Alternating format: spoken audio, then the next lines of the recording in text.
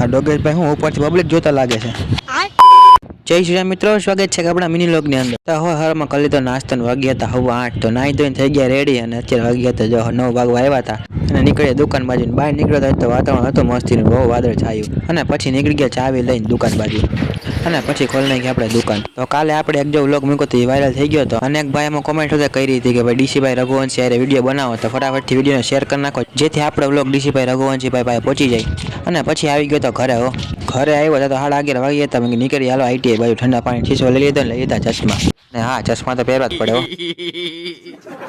અને પછી કાઢી લીધી ગાડી બહાર આપણે નીકળી ગયા આપણે આઈટીઆઈ બાજુ। હવે તો આપણે બહાર નીકળવામાં ધ્યાન રાખવું પડે, જો પાછળ જોતા જ નથી ગાડી આવે છે। कौन है ये लोग, कहां से आते हैं?